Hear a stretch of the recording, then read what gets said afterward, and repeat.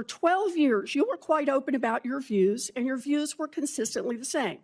Women are inferior soldiers, sailors, Marines, airmen, and guardians. And these are your words from 10 weeks ago. Women absolutely, straight up, should not be permitted to serve in combat. Senator, again, I very much appreciate you bringing up my comments from 2013 because for me, this issue has always been about standards. And unfortunately, because of some of the people that have been in political power for the last 4 years, priorities other than Mr. Hegseth, thank you. Thank you for your service. So if you're confirmed as Secretary of Defense, you will oversee our military, including about 250,000 women who currently serve on active duty in the Army, the Navy, the Air Force, the Space Forces, and the Marines. And I have serious concerns that your behavior toward women disqualifies you from serving in this role. Now, I've been trying to get answers from you for quite some time on this. You haven't wanted to meet or to answer any of my questions, so we'll just have to do it here and dive in. I want to pick up on some of the questions asked by Senators Shaheen and Gillibrand and Hirono, and I just want to make sure we have a list of some of the facts that I think are undisputed. I'm not going to talk about anonymous sources. I'm just going to quote you directly. We've got the video. We've got it in print. So going back to January 2013, you told a Fox News interviewer that women in the military simply couldn't measure up to men in the military, saying that allowing women to serve in combat roles would force the military to lower the bar. You picked up on that same theme in 2015, making remarks on Fox News, referring to women in combat as, quote, it would erode standards. June 2024, you said on Ben Shapiro's podcast, quote, women shouldn't be in combat at all. And then, of course, we've talked about it in 2024. You published a book, and you say on page 26 of your book, we need moms, but not in the military, especially in combat units. Page 48 of your book, you claim that women should not be in combat roles because men are distracted by women. And then 10 weeks ago, you appeared on the Sean Ryan show and said, I'm straight up just saying we should not have women in combat roles. Now, I presume you recall making all these statements? Senator, I'm not familiar with the article you're pointing to in 2013, but it underscores my argument completely because in that 2013 argument, I was talking about standards. No, standards are what it's always been about, let's not Senator. have this same fight again. Always been about Senate I've quoted standards. you directly. We've got the video. We're happy to show it. But I want to be clear here. For 12 years, you were quite open about your views, and your views were consistently the same. Women are inferior soldiers, sailors, Marines, airmen, and guardians. And in case anyone missed the point, and these are your words from 10 weeks ago, women absolutely, straight up, should not be permitted to serve in combat. And I notice on each of these quotes, those are said without qualification. It's not by how much you can lift or how fast you can run.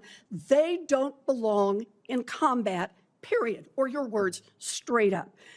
And then on November 9th, 2024, just 32 days after your last public comments saying that women absolutely should not be in combat, you declared that, quote, some of our greatest warriors are women, and you support having them serve in combat. Now, that is a very, very big about face in a very, very short period of time. So help me understand, Mr. Hegseth, what extraordinary event happened in that 32-day period that made you change the core values you had expressed for the preceding 12 years? Senator, again, I very much appreciate you bringing up my comments from 2013 because for me, this issue has always been about standards. And unfortunately, because of some of the people that have been in political power for the last 4 years, priorities other than standards, lethality, and meritocracy have driven decision-making. I'm quoting you from the podcast. Women shouldn't be in combat at all. Where is the reference to standards? That they should be there if they can carry, if they can run. I don't see that at all, Mr. Hegseth.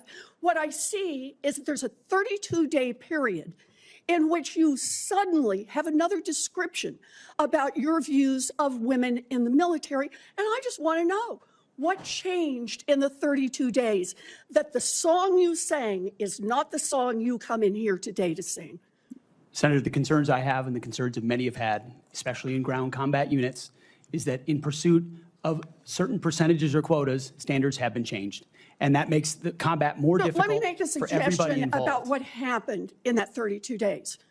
You got a nomination from President Trump. Now, I've heard of deathbed conversions, but this is the first time I've heard of a nomination conversion. And I hope you understand that many women serving in the military right now might think that if you can convert so rapidly your long-held and aggressively pursued views in just 32 days, that 32 days after you get confirmed, maybe you'll just reverse those views and go back to the old guy who said straight up, women do not belong in combat. Now, Mr. Hegseth, you have written that after they retire, generals should be banned from working for the defense industry for 10 years. You and I agree on the corrosive effects of the revolving door between the Pentagon and defense contractors. It's something I would have liked to talk to you about if you'd come and been willing to visit with me. But the question I have for you on this is, will you put your money where your mouth is and agree that when you leave this job, you will not work for the defense industry for 10 years? Senator, it's not even a question I've thought about because You can it's think not about it one right that- now. It's not one, my motivation for this job I has understand never that. I been just about need what a could yes or no conceivably here. come next. Time is short. I just need a yes or no. I would consult with the president about what the policy should be In at the Defense other Department. words, you're quite sure that every general who serves should not go directly into the defense industry for 10 years, but you're not willing to make that same pledge? I'm not a general, Senator.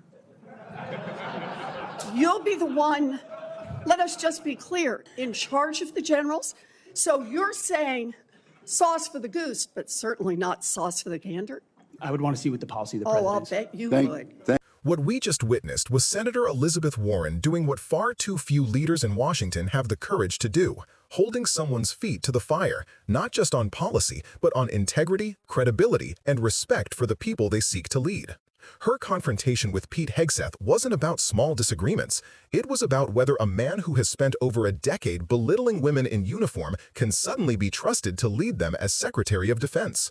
Think about what Warren laid out. This wasn't hearsay. This wasn't speculation. She quoted Hegseth's own words on television, in interviews, on podcasts, even in his own book. For 12 years, he consistently made one thing clear. He believed women had no place in combat.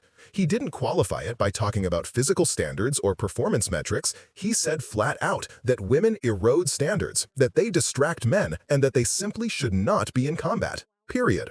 Now, let's pause here. Words matter, especially words from someone who wants to lead the entire Department of Defense. When you say for over a decade that women don't belong in combat, you're not just expressing an opinion. You're signaling to hundreds of thousands of women serving this country that their courage, their skill, their sacrifices are worth less than those of their male peers. You're planting the idea that no matter what they do, no matter how well they perform, they will always be seen as a liability. And then comes the sudden about-face. Just 32 days, barely a month, after saying women absolutely should not serve in combat, Hegseth suddenly proclaimed that some of our greatest warriors are women. Not after years of reflection, not after reviewing battlefield data, not after acknowledging the incredible sacrifices of women who have fought and died for this country, but after Donald Trump nominated him for Secretary of Defense. Senator Warren called it perfectly, not a deathbed conversion, but a nomination conversion. And here's the critical point. If someone can change a deeply held position that quickly, how can anyone trust their convictions at all?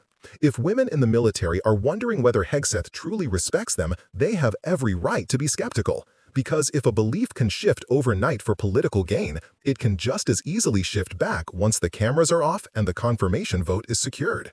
And Warren wasn't just focused on the issue of women in combat. She tied it to something broader: integrity and accountability in leadership.